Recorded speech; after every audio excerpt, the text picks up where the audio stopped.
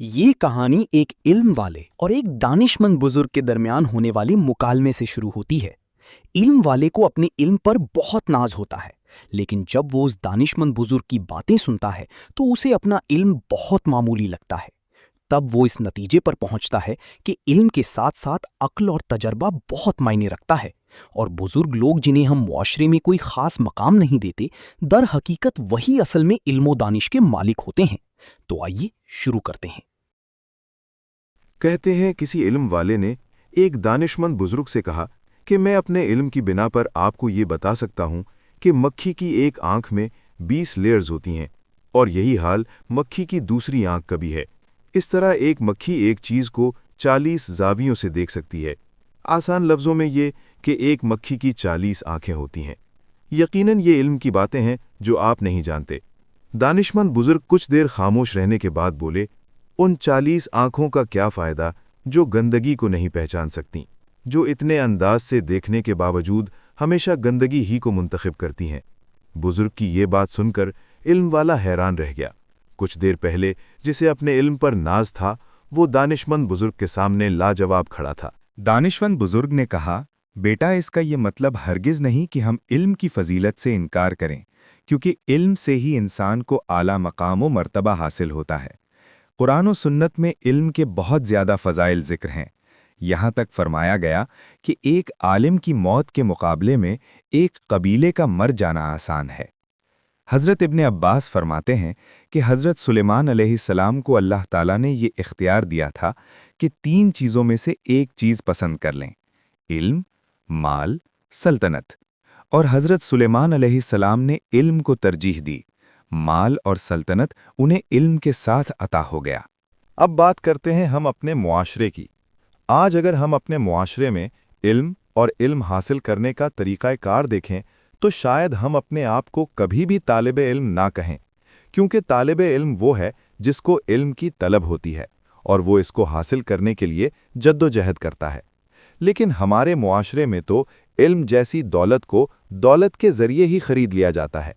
دوسرے لفظوں میں یہ ایک کاروبار بن گیا ہے، بالکل اس طرح جس طرح ہم بازار سے کوئی چیز پیسے دے کر خرید لیتے ہیں۔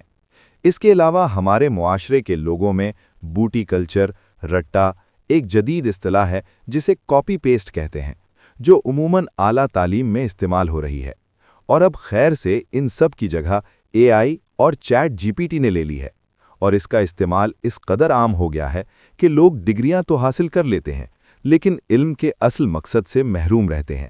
دوسرا، ہمارے ہاں ایسا نظام بن چکا ہے کہ پڑھے لکھے دانشوروں کو قدر کی نگاہ سے نہیں دیکھا جاتا۔ پاکستان میں بہت کم ایسے ادارے ہیں جہاں پڑھے لکھے دانشور حضرات تحقیق کرنے میں مصروف ہیں اور اپنے تجربے کی بنیاد پر اپنے ملک و قوم کی بہتری کے لیے کام کر رہے ہیں۔ لیکن اس وقت یہی ادارے عدم استحکام اور مالی مسائل کا شکار ہو رہے ہیں، جبکہ اس قسم کے اداروں کو دوسرے ممالک میں بہت اہمیت حاصل ہے، جہاں دانشور حضرات اپنے ملک کے لیے بہترین حکمت عملیاں وضع کر رہے ہیں۔ تاریخ اس بات کی گواہ ہے کہ ترک، کرد، عرب کے بدو اور دوسرے جاہل اپنی جہالت کے باوجود فطرتاً بزرگوں کی تعظیم اس لیے کرتے تھے کہ وہ ان کو اپنے سے زیادہ عقل مند اور دانشور تصور کرتے تھے، اور حقیقت بھی یہی تھی۔ بزرگ کو یہ مرتبہ اس کی دولت یا جسامت کے لحاظ سے عطا نہیں ہوا، بلکہ تجربے اور دانش مندی کی بنا پر حاصل ہوا، اور تجربہ عقل و دانش کا ثمرہ ہے۔ اس کے برعکس ہماری نوجوان نسل اگر تھوڑا بہت علم حاصل کر لیتی ہے تو اپنے آپ کو اپنے بڑوں، بزرگوں اور دانشوروں سے زیادہ عقل مند سمجھنا شروع کر دیتی ہے، اور انہیں تنقید کا نشانہ بنانا شروع کر دیتی ہے، جبکہ انہیں اس بات کا علم ہونا چاہیے کہ ان کا دانشوروں اور بزرگوں سے وہی تعلق ہے جو درخت کو پھل سے، سورج کو روشنی سے اور آنکھ کو بینائی سے ہے، کیونکہ دانش مندی ہی علم کا اصل ہے۔ کسی بھی ملک کی ترقی اور خوشحالی کا انحصار اس بات پر ہے کہ اس ملک میں پڑھے لکھے لوگ کی تعداد زیادہ ہو اور پالیسی میکر ادارے مضبوط اور مستحکم ہوں۔ اس ملک کے ترقی کرنے کے مواقع زیادہ ہوں گے، اور وہ ملک بہت جلد ترقی کی منزلیں طے کرتے ہوئے دنیا میں اپنا ایک مقام حاصل کر لے گا۔ لیکن افسوس، ہمارے ملک میں دونوں چیزوں کا فقدان پایا جاتا ہے۔ ایک تو ہمارے ملک میں بچوں اور نوجوان نسل کی بہت بڑی تعداد تعلیم سے محروم ہے۔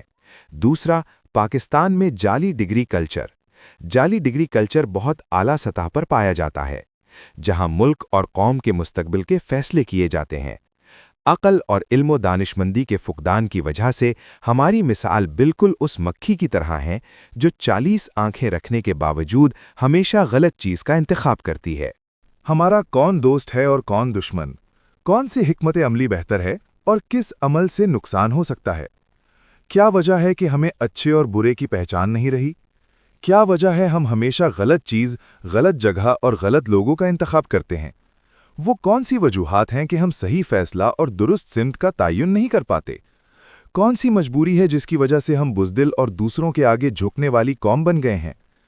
इन सवालों के कई जवाबात हैं, लेकिन एक जवाब ये है कि हम लोगों में इल्म दानिश की कमी है, और इसी वजह से हमारे यहाँ बेशुमार माशी, माशरती, सियासी, समाजी और अखलाकी खराबियां पैदा हो चुकी हैं। आज हम इन्हीं खराबियों की वजह से बुरे हालात की दलदल में इतना फंस चुके हैं कि बाहर निकलना मुश्किल ही नहीं, नामुमकिन हो गया है। इस नामुमकिन सूरत हाल से निमटने के लिए हमें इनफरादी तौर पर अपनी जिम्मेदारी का एहसास करना होगा। बेशक मेरे जैसे लोगों के इल्म की हैसियत दरिया में एक कतरे की है, लेकिन इस हकीकत से भी इनकार नहीं किया जा सकता कि कतरा कतरा मिलकर ही दरिया बनता है।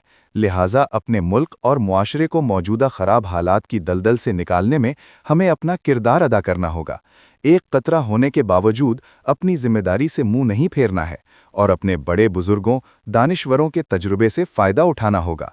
और साथ साथ हमें अपने अंदर ये शऊर भी बेदार करना है कि बुजुर्गों और अहले इल्म का एहतराम लाजमी है।